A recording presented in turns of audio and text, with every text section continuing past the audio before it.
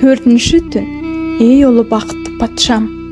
Деюдің құтылмастай қолына түскен кәрі саудагер өлімнен құтылып, өлімнен құтқаруға себепші болған үш жолаушыға да, құтқарған Деюға да алғысты айта еліне есен сау келіпті. Мұны осымен аяқтап, енді балықшының әңгімесін бастайын. Ол бұл айтқан әңгімеден әлде қайда қызықты, мағыналы да және өзіңіздей патшалардың басынан өткізген уақиғасы, деді Шахризада. Патша, қызық болса соны баста, деді. Шахризада бойы үйреніп келе жатқан патшасына наздана таяу, бір тізерлеп жағын сүйе отырып әңгімені бастады. Балықшы туралы әңгіме. Бір балықшы кәудіреген шал екен. Ұлы бақытты патшам, дүниесі молдығынан кісі балықшы бола ма? Байдың малы көбейген сайын, кедейдің саны көбейіп келе жатқан заман емес пе? Соның бірі болыпты. Оның екі ұлы, кемпірі бар еді. Өмірі дарияның жағасында өткен болатын. Өмірлік кәсібі балық аулау. Бірақ оның судағы үлесі де өлшеулі. Күніне барып 4 рет торын тастайды екен. Сол 4 ретте 4 балық қана ілініп, 4 кісі тамақ қылар еді. Онан артық шал да салмайды. Салғанмен балық. Бір күні шал торын көтеріп дарияның жиегіне келді де әдетімен торын суға тастады. Көп ұзамай-ақ бір нәрсе ілінгендей болып, тордың қалтқылары суға батты. Шал торын қанша тарса да күндегідей оңайлықпен шетке келе қоймады. Өте ауыр бір зат. Балықшының ойы үлкен, үміттің ойы қырына шауып, үлкен балықтан дәмеленді. Ол суға түсіп ілінген затты көрді. Балық емес.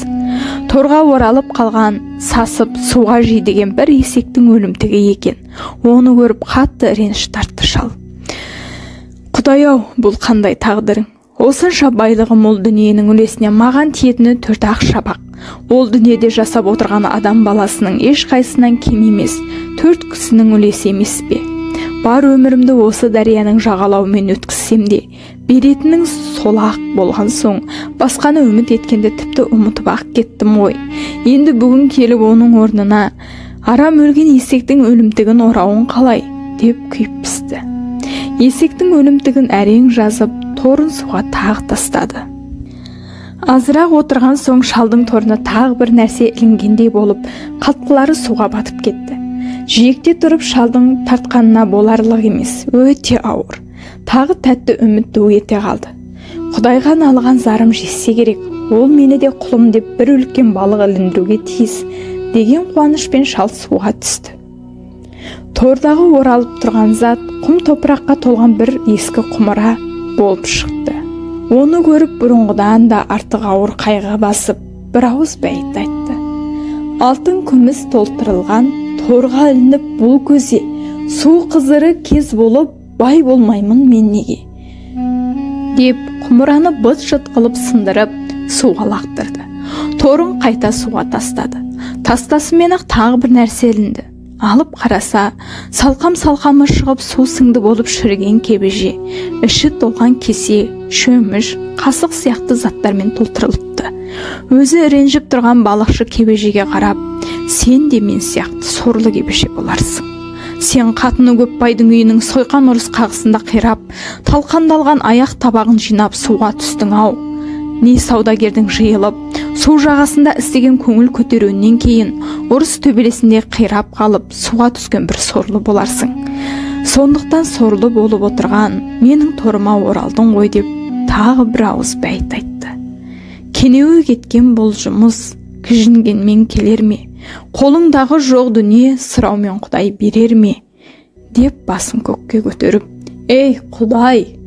Өмірлік кәсібім күніне суға 4 рет тор салу еді. Енді қалған ең соңғы бір реті, мұны да зор үмітпен тастағалы тұрмын. Берерің бір балық болса, 3 адамның аш қалғаны. Тағдырыңа бас байлаудан пендең болған соң, көнбеске лажым қайсы, деп торын суға тастады. Көп ұзамай бір ауыр нәрсе ілінгендей болды. Алып қараса, бір мыс құмыра. Аузына әлде кімнің мөрін басып тығындаған. Оның мөр сөріне не екенін қарайтын шал ма? Енді бір нәрсеге қолым жеткен болар, деді шал өзіне.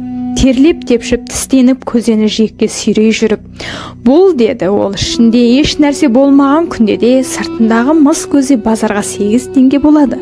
Олай болса өмір ішінде менің қолыма тұтас деген байлық. Әлі де болса аузын ашқаным жоқ. Егер аша қалған күнде де ішінде бір зат болуы мүмкін. Үмітсіз шайтан болсын деп қуанды балықшы. Жиекке шығарып тығынды пышағымен шоқып ашты да жерге төңкерді. Құмырадан сауылдап еш нәрсе төгіле қоймады. Қайтадан аузын жоғары көтергенде бір будақтаған көк түтін шықты да көкке көтеріле берді. Аяғы құмырадан үзіле бара-бара түйдектеліп, маңдайынан түтіні бұрқыраған, бойы көкке тіреу болғандай бір деу пайда бола қалды. Оны көргенде балықшы жел соққан ағаштың жапырағындай қалтырап кетті. Қорыққаны сонша сыртқа шыққан демін ішіне тарта алмады. Ол деу алдында тұрған шалды көріп, Құдайдың барлығына да, сенің пайғамбарлығыңа да сендім тақсыр Сүлеймен. Ей Құдайдың пайғамбары, әрі жүзіміздің патшасы, мені өлтіре көрме тақсыр. Мұнан былай не істе десең, соныңа көнейін тақсыр деп аяғына тәу етіп жалбарына берді. Бұған шал да таңырқап, деу-ау, сенің бұл не деп тұрған сандырағың деді. Сізге жалбарынып тұрғаным ғой тақсыр Сүлеймен патша деді деу. Сонда мені Сүлеймен пайғамбар деп жалбарынасың ба деді шал. Әрине тақсыр, сіз Сүлеймен болған соң Сүлеймен деймін деді деу. Мен сенің қандай есеңгіреген жан екеніңді тіпті түсіне алмай тұрмын деді балықшы. Болмаса осыдан 1800 жыл бұрын өліп, сүйегі қурап кеткен Сүлейменді мен деп тұрар ма едің деді. Деу балықшыда мұны естіді де, сен Сүлеймен емессің бе деп сұрады. Жоқ, қара басыммен күнімді көре алмай жүріп, Сүлеймен пайғамбармын деп қалай өтірік айтайын деді шал. Олай болса, деді деу, сенің ажалыңның жеткен жері осы. Алдыңа 3 түрлі өлім салайын, қалағаныңды таңдап ал. Бірі кеудеңді басып отырып, басыңды алмадай жұлып аламын. Екіншісі, борбайыңнан ұстаймын да, бездей қақ айырып жыртамын. Үшіншісі, көтеріп аламын да, қарбыздай жерге қойып жіберемін. Миың тасқа тиген жұмыртқадай мыж-мыж болады деді. Аяқ астынан тап берген өлімге шал сасайын деді. Мен сені судан шығардым, ал сен көзеге бүгін түспеген боларсың. Олай болса көп жылдар бойы қамалып келе жатқан құмыраның аузын аштым. Соның арқасында жарық дүниенің жүзін көріп тұрсың. Бұл сол қызметімнің сыйы ма? Бұл не дегенің деді жалынышты түспенен. Бұл сияқты жазаға ұшырауыңа өзің себеп болдың шалым. Қиғаңды қойып, істеген қызығымды көр деді деу. Менің күнәм не деді шал. Деу, күнәңді айтайын, құлақ сал деп деу әңгімесін бастады. Балықшы, сөйлер болсаң қысқарта сөйле. Ұзап кетсең, әңгімең аяқталғанша өлімнен қорқып жаным шығып кетуге жақын тұр деді. Сүлейменнің қаһары. Менің атым Кәкіржіне болады.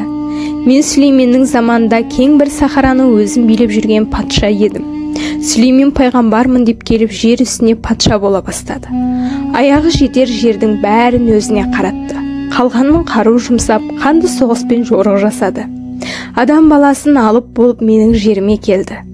Менің дініме кірсін, Құдайды бар, мені пайғамбар деп білсін деп маған әскери елшісін жіберген.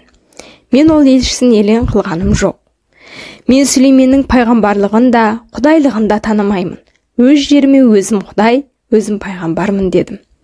Оған көне қойған Сүлеймен де болмады. Ол өзінің аты шулы әскері асып баласы Бархия дегенді жіберді. Ол жер қайысқан әскермен келіп, қанды селдей ағызған соғыспен мені ұстап алып Сүлейменнің алдына әкелді. Сүлеймен алдына келгенде маған, дініме кір, әміріме мойынсын деді. Мен оған көнбедім. Ыңғайымды көрген соң Сүлеймен қатты қаһарға мінді де, осы құмараны әкеп мені дуамен бу қылып, сонда қамады. Аузына қасиетті жүзік бөрім басып суға тастатқызды. Мен дәрия түбінде 100 жыл домалап ағумен жүрдім. 100 жылдан кейін өзіме өзім серт қылдым. Егер осы дәриядан біреу шығарса, оған дүниенің барлық малын жиып беріп байғылайын дедім.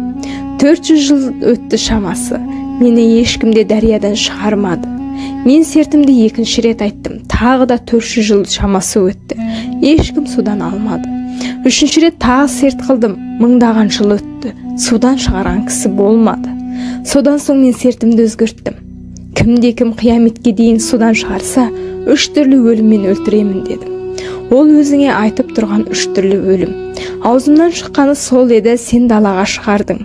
Мен алғашқы кезде Сүлейменнің өзі шығарған болар деп соған мойынсынған едім. Сен Сүлеймен болмаған соң, өзімнің айтқан сертім серт. Осы 3 өлімнің біріне лайықтысың. Енді көп тұрма. Тәуір көргеніңді таңда, қалаған өліміңді айт деді Дию. Шал жылап еңіреп, отадай боздап, таста болса жібірліктей талай жалынышты сөздер айтты. Жібиді деген не? Диюға ешбір нәрсе әсер еткен жоқ. Тек өлімнің түрін айт деп қасқайып тұрып алды. Достық қылдым мен саған, дұшпан болдың сен маған. Жақсылыққа жамандық серт қылуға бармазаң. Судан сені шығардым, досқа санар деп едім. Оттан алдым бір шала, өзімді өртер демедім, деп тағы жалына берді. Дию оны тыңдамады. Ал енді өзің қаламасаң, өзімше өлтіремін деп, түлкі алған бүркіттей түйіліп, түгі түксиіп, үстіне төніп, арбиған қолын сала бастады. Балықшы өлімге әбден көзі жеткен соң терең ойға кетті. Мен жандының ішіндегі ең ақылдысы адаммын. Бұл адамнан ұшып қос, қашыбан құтылмайды. Биік шың, терең теңіз жолына тоқтау бола алмаған адам.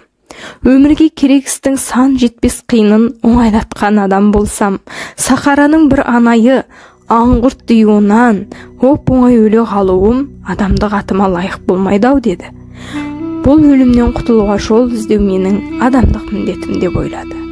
Сөйтіп Диюға: сен аспанмен таласқан алыпсың, мен бір қаусаған шалмын. Мен түгіл мыңдаған балуан жиылып келсе де, сенің бір тал түгіңе төтеп болмайды.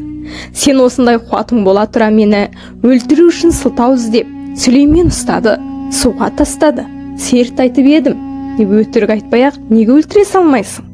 Болмаса осы сияқты зәулім бойың, таудай тұрпатыңмен 5 шелек су сыйғандай құмарадан шықтым дегеніңе кім нанар? Әлде Диюлар осылай қисынсыз өтірікті көп айтама? Мен күнімен сені әзілдесіп тұр екен десем, сен шын айтып тұрған сияқтысың ғой. Жоқ, мен шын айттым. Осыдан шықтым.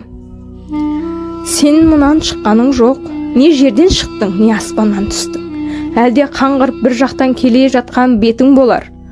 Бұл көздеден бір шұбатылып буғана шыққан. Сол буың мен едім деп айтып тұрмын ғой саған.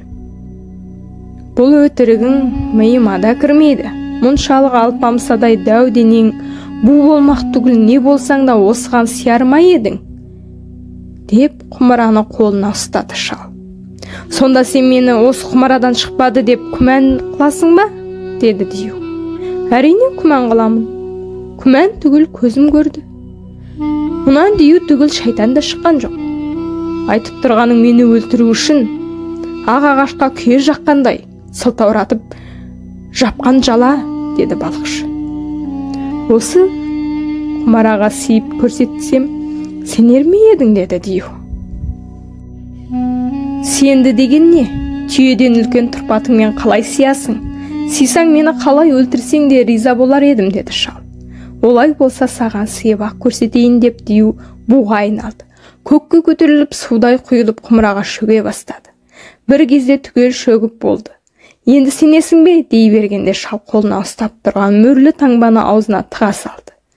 Дию жарық дүниені қайта көрместей болып бекіді. Әңгіме осы араға жетті де таң атты. Шахризада әңгімені тоқтатты.